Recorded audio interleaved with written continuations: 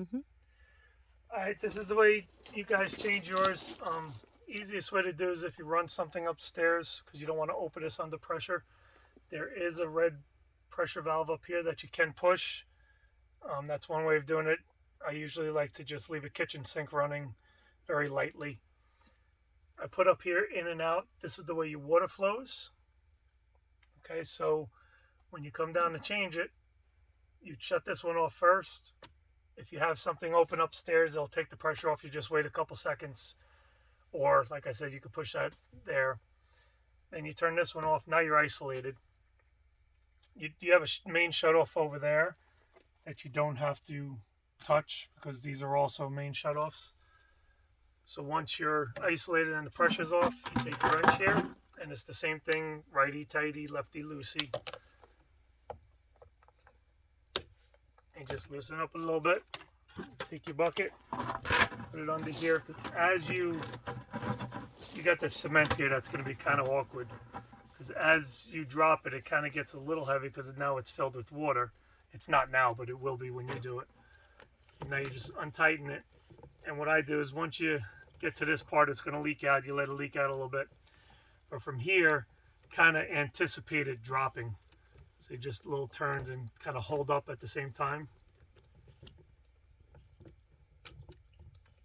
And then it'll drop. Just put it right in the bucket.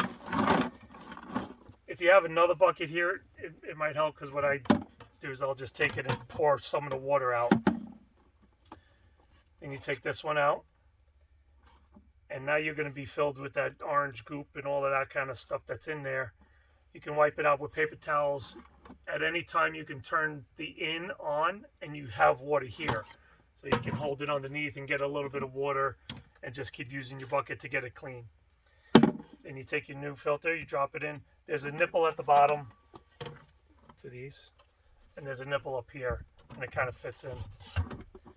That one.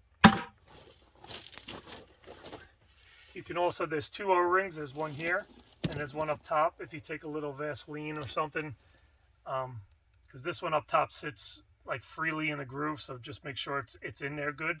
This one you really can't knock out. So then once it's in there, you just lift it up straight and just righty tighty. Once you see the threads going, just like go to the bottom, you can just do it by hand. And what I do is I go hand tight, as tight as you can by hand, and then just take the wrench and just a little, that's it, just a little tick. And then from there, you'd open up this one. They'll fill up. Just make sure it's not leaking. And then from there, you just open up this one and you're right back into business. That's it.